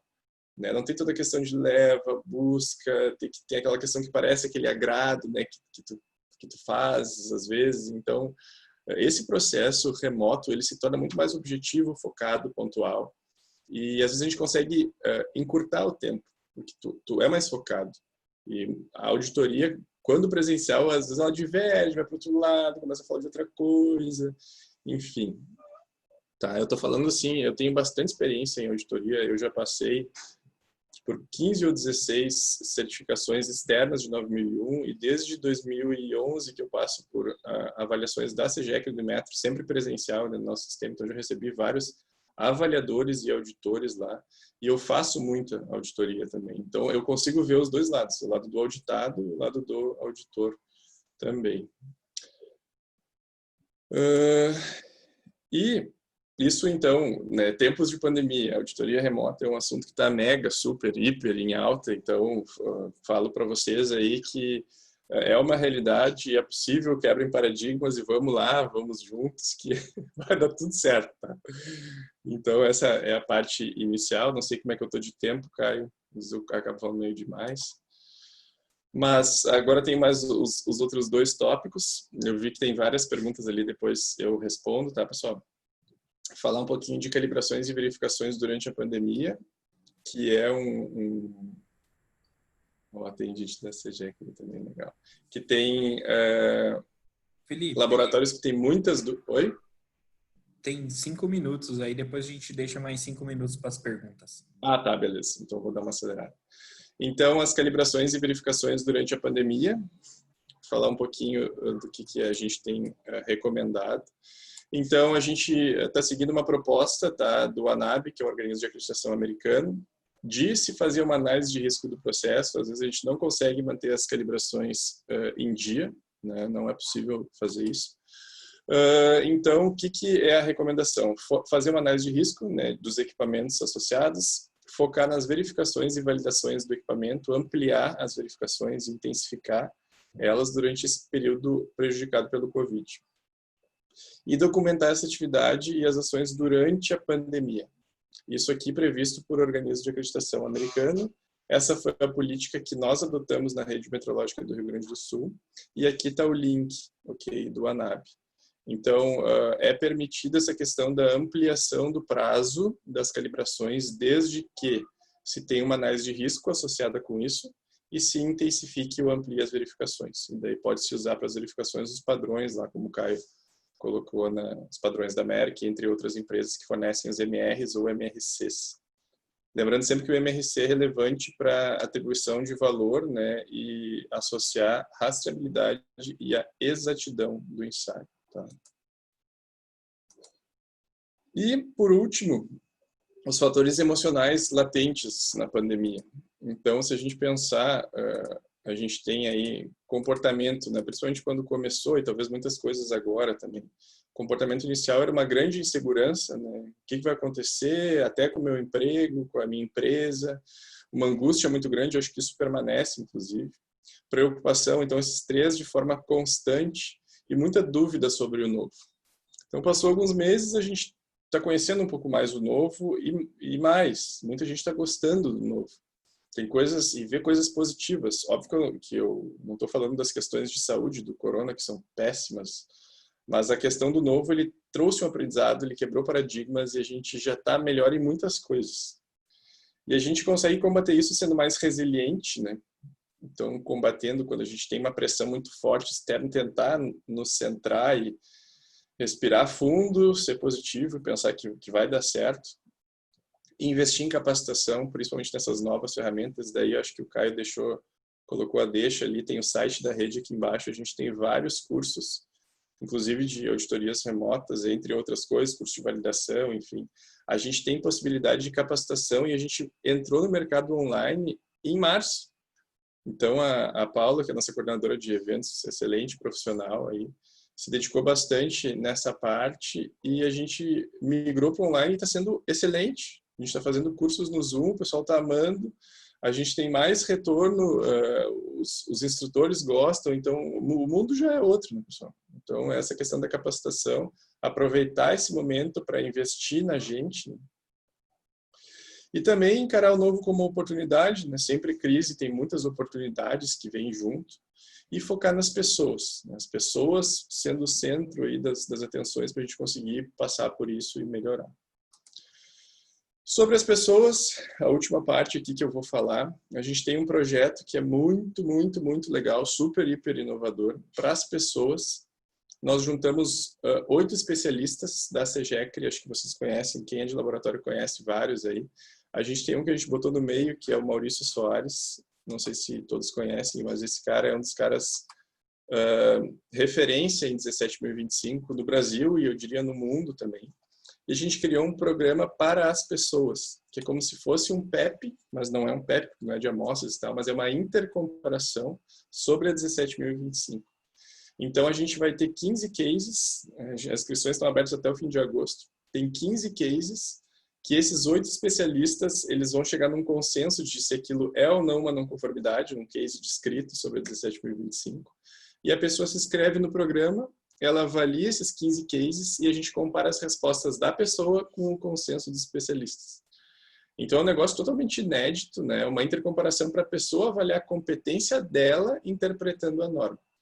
E uma grande vantagem, é totalmente confidencial. Totalmente confidencial.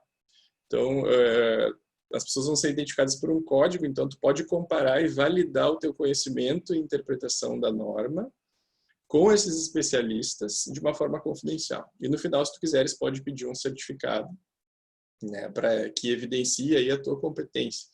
E daí, isso é totalmente online. Pode fazer do teu celular, pode fazer do teu PC. Então, um programa para as pessoas, né, que podem fazer durante a pandemia da sua casa ou até mesmo do seu laboratório. A gente teve um probleminha no site, que foi hackeado semana passada, então se alguém tiver interesse, eu coloquei em amarelo aqui um e-mail, dá para enviar o e-mail, a gente deve estar restabelecendo as inscrições até a semana que vem, tá ok? Então, mensagem final seria, né, bem-vindos, o futuro já chegou, o futuro é agora, a gente está respirando e vivendo ele todos os dias. Tem coisas que não são tão boas e tem coisas que são boas e vieram para ficar. Então é importante que a gente tenha assim, ó, pessoal, sejam mente aberta, né? Encarem o novo como desafio e que pode ter coisas boas aí. E agora, então, eu abro para dúvidas. Espero ter cumprido, Caio, a questão do prazo. Então, que bom que eu te perguntei aquela hora, porque dependendo, eu começo a falar e vai, tá? Então é isso. Mas legal, o bate-papo acho que estava interessante para todos aí. Espero que a gente possa ter atendido às expectativas de todos. Foi muito bom. Aqui a gente tem algumas perguntas, né? Que estão no nosso Question and Answer. E se alguém tiver mais alguma pergunta, a gente tem 3 minutos ainda do webinar. Se alguém tiver mais pergunta, por favor, aí podem deixar aí no chat que depois a gente entra em contato, aquelas que a gente não conseguir cobrir.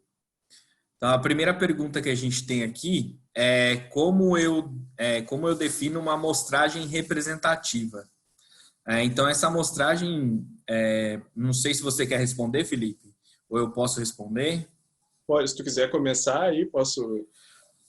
Tá bom, beleza, vou dar o pontapé inicial então. A representatividade de uma amostra, ela vem conforme os testes que você executa durante o processo de validação, né? Então, pegando não alíquotas diferentes da mesma amostra, né? Mas garantindo o mesmo procedimento, a mesma alíquota da amostra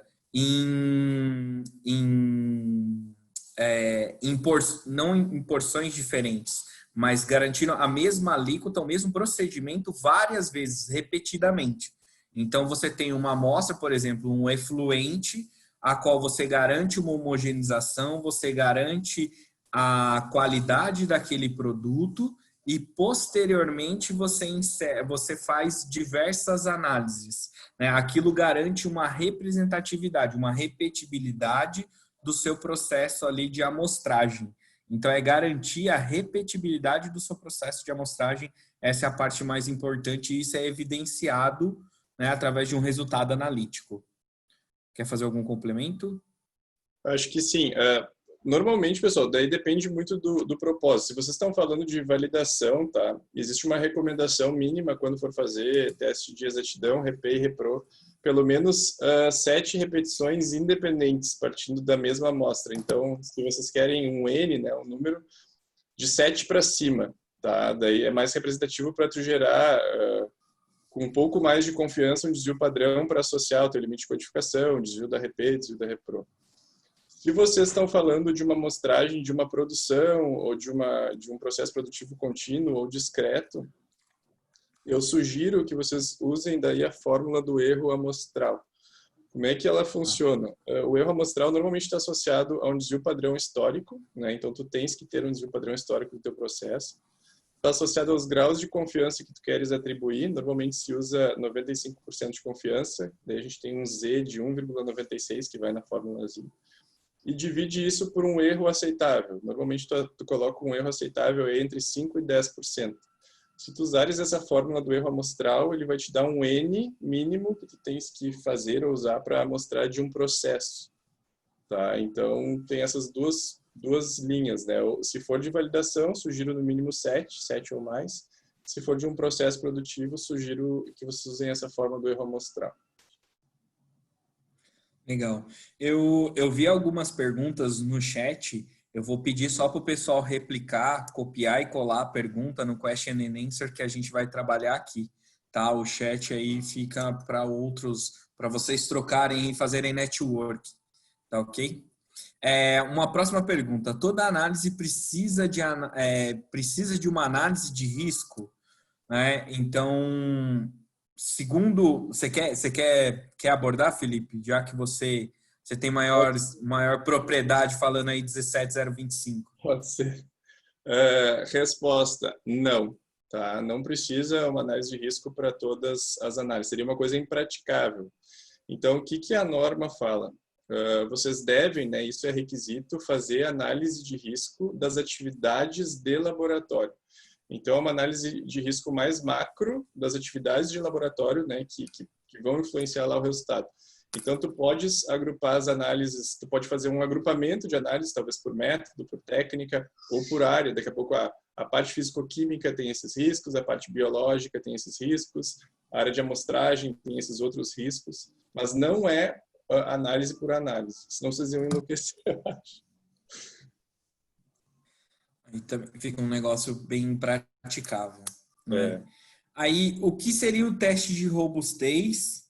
Você teria algum exemplo? O teste de robustez, na verdade, é você repetir o seu procedimento analítico inúmeras vezes, né? Como a gente está falando aqui, é para garantir a repetibilidade, a reprodutibilidade do seu teste. Então, fazer o seu teste em outros equipamentos, fazer o seu teste com outros analistas, né, de mesma amostra, estão fazendo a mesma amostra com diversos analistas, diversos equipamentos de marca diferente, para garantir a repetibilidade, a reprodutibilidade daquele seu procedimento analítico, né? Então, isso daí garante uma maior confiabilidade do seu resultado gerado, independente do cenário a qual você se encontra. Felipe, quer fazer algum complemento? Vamos lá, da robustez. A robustez, normalmente, acho que tu falaste as coisas importantes. O que eu mais tenho visto na prática de robustez é testar principalmente parâmetros experimentais, né? Por exemplo, pressão, temperatura, umidade, tempo de centrifugação, né? E ver se essas pequenas alterações elas mudam o resultado do método, né? Então, tu podes construir um experimento, né? Tu pode fazer isso usando a ANOVA, pode fazer isso eventualmente usando o TestT, tem algumas ferramentas estatísticas para isso, né? Ou montar um experimentozinho e verificar daí se alterando esses parâmetros, o teu resultado ali da tua amostra continua inalterado, né? Então, mudando parâmetros, a gente continua com um resultado que tem uma variação controlada.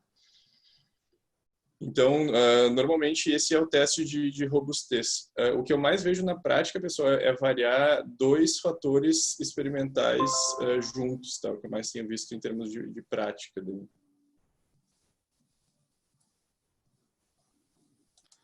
Legal.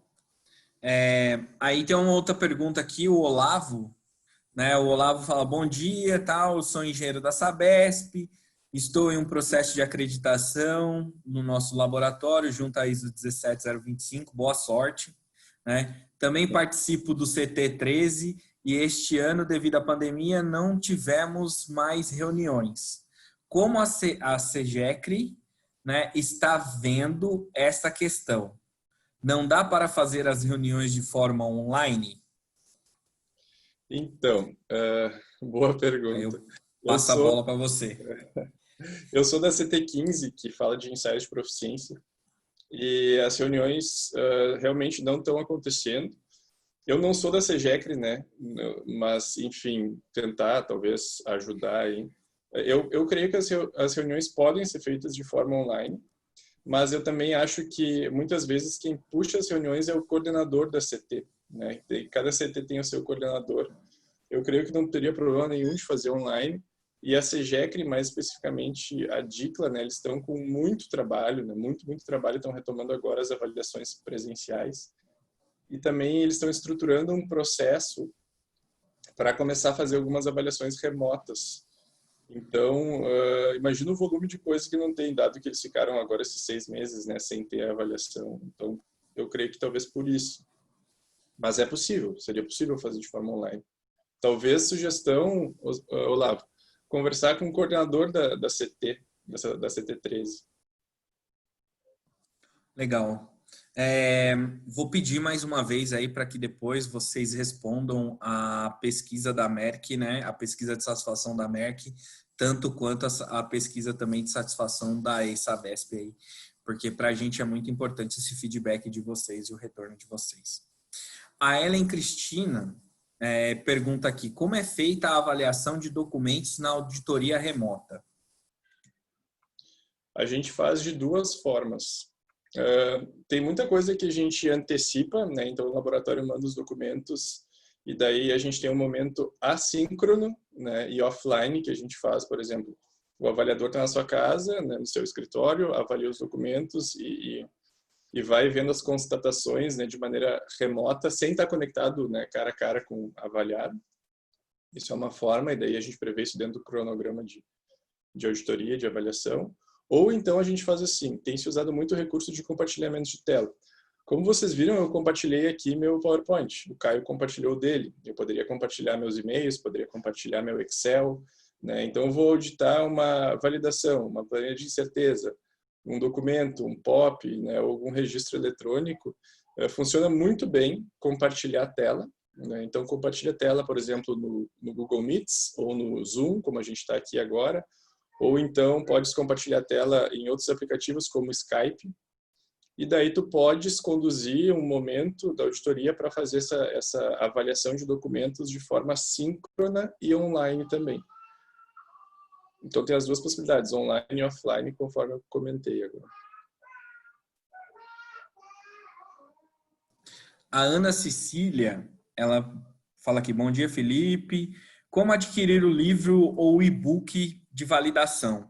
Essa é uma pergunta que estava no chat aí, milhões de perguntas, gente perguntando aonde baixar, se tem o e-book, se tem o livro físico. Eu falei assim, todo mundo querendo seu livro aí. A gente tem as duas coisas, tá, pessoal? Tem o e-book, né, que acho que tem uma facilidade pelo momento atual, e tem o livro físico também. Dentro do Instagram, no meu Instagram, Qualidade de Gestão, tem um link na bio, ali se vocês clicarem, vocês já dão direto no formulário de preencher o formulário para fazer o pedido. E tem também no site da rede. Como teve essa questão de que o site foi hackeado no servidor lá nos Estados Unidos agora, e a gente está restabelecendo algumas coisas, eu não sei se já está disponível os links lá de inscrição. Eu sei que cursos eu confirmei com a Paula, os cursos já estão todos ali disponíveis e acessíveis, mas o link do livro realmente eu não sei se já está disponível lá. Então vocês podem dar uma olhada no site ou acessar pelo Instagram ali. Legal. Marciele pergunta, Felipe, é necessário um procedimento ou uma instrução para avaliação remota? No manual da qualidade, qual o requisito se aplica? Se aplica no requisito de auditoria interna. Então, acho que no manual da qualidade tu não precisa discorrer detalhadamente sobre auditoria remota, mas se tu fores fazer a auditoria remota do teu laboratório, da tua empresa, eu recomendo que tu revise o teu procedimento de auditoria interna, que tu já deve ter, porque se tu tem 17025, tu tens esse procedimento. Então, ao revisar esse procedimento de auditoria interna, tu inclua ali como que vocês vão conduzir ou fazer a auditoria remota. Mas não precisa ser no manual da qualidade, tá? Eu sugiro aí o procedimento de auditoria interna, então. Legal. O Diego Santos pergunta aqui, a auditoria remota precisa ser 100% gravada? Olha só, essa pergunta sempre surge, sabe, Caio? Eu não sei qual é o sentimento de vocês ou o que vocês imaginam, mas a nossa recomendação, Rede Metrológica do Rio Grande do Sul, é que não, tá? Que as auditorias remotas não sejam gravadas, salvo que ambas as partes autorizem. Porque aí a gente já discutiu até muito isso com os nossos auditores e pessoal, envolve várias questões de direito de imagem, autorização, onde que vai parar essa gravação, às vezes a pessoa não se sente confortável, tem coisas confidenciais do laboratório ou até do desempenho do auditor que não deveriam estar online gravadas. Então, para evitar qualquer tipo de constrangimento e estresse futuro, a sugestão é não gravar, salvo que isso seja importante e acordado entre as partes. Né? Tá, legal, legal. Isso é importante que aí toda empresa tem a questão de confidencialidade. Exato. Olha, eu vou pedir uma licença aqui para o Alexandre, né, Oliveira, para a Natália Firmino, que mandaram perguntas. A gente depois envia para vocês as respostas.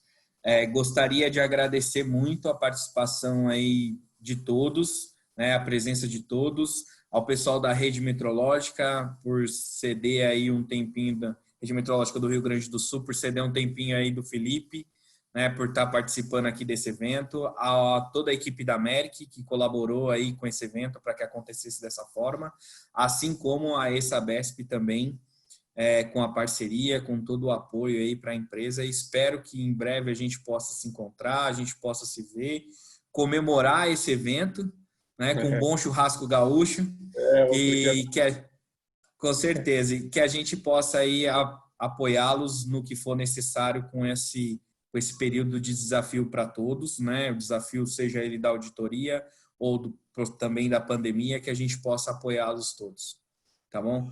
Fica aí o seu recado final, Felipe, e depois a gente faz o encerramento aí com o pessoal da ESABESP. Bom, então só gostaria de agradecer aí, Caio, a Merck, em nome da Rede Meteorológica do Rio Grande do Sul. Para nós, você é um parceiro super importante, não só como empresa, mas as pessoas, né? Falei tanto das pessoas e esse envolvimento que nós temos e essa troca, para nós é muito, muito relevante. Então, muito feliz de estar aqui. Para mim foi um prazer passar esse momento com vocês. Nos convidem de novo, a gente vem. E se possível, aí também agradecer todo o pessoal por estar participando, pelo interesse, pelas perguntas, né? Então, fica o nosso contato.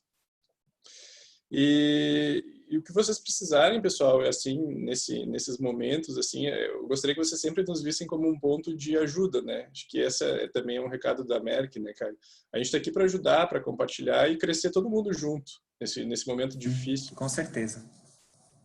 Então, muito obrigado. Com certeza. Ok, pessoal. Mário, passo a palavra para você aí, o encerramento é seu. Obrigado, Caio. Queria agradecer ao Caio, ao Felipe, né, parabenizá-los por essas informações aí. Acredito que foi muito relevante, muito construtivo esse encontro aqui, esse momento de tecnologia de hoje. Peço desculpas ao Felipe pelo começo, pela confusão do seu currículo, tá, Felipe? Não tem problema. Pela confusão inicial. E eu queria lembrar aí a todos que esse vídeo vai ser gravado, tá? Então ele foi gravado, né? Então pode ser compartilhado, vocês podem assistir novamente. Tá lá no site da ESABESP. Fiquem atentos às novidades, né, dos nossos eventos e datas dos próximos encontros online, que também estão sendo informados aí pelo chat. No site também da ESABESP, vocês encontram todas as informações sobre os nossos cursos, que estão em nossas redes sociais, seguem os comunicados por e-mail, marketing. Se você quiser receber os nossos comunicados, basta se cadastrar no site www.aesabesp.org.br. As empresas interessadas em participar dos encontros de tecnologia podem entrar em contato também com o departamento de marketing pelo e-mail paulo.oliveira@esabesp.org.br. Também vai estar aí no chat para você. Lembrando mais uma vez os aposentados, né, da Sabesp. Você sabia que aquele recadinho inicial, né, só compartilhando novamente, que ao continuar como associado, além dos benefícios, você também pode ser remunerado por serviços prestados às comunidades por meio de projetos socioambientais, consultorias, cursos, treinamentos no âmbito do saneamento ambiental. Para saber mais, manda um e-mail lá, pede informações para esabesp@esabesp.org.br. Lembrar também, novamente, sobre o 31º Encontro Técnico da ESABESP, que vai ser totalmente online entre os dias 24 e 26 de novembro. Também no chat tem o link aí para o site do encontro. E, finalmente, o nosso próximo webinar, Momentos de Tecnologia, vai ser agora dia 17 de agosto, às 4 horas da tarde, aqui no ESABESP Online, com o tema Quebrando o Algoritmo, Motanai, o conceito japonês para eliminar desperdícios. O link também para as inscrições estão aí no chat. Mais uma vez, obrigado a todos, obrigado ao Felipe e ao Caio, obrigado a todo mundo que participou com a gente aqui. E um bom dia, uma boa tarde a todo mundo aí. Um abraço. Igualmente, obrigado aí, uma boa tarde. Tchau, tchau. Obrigado, um abraço.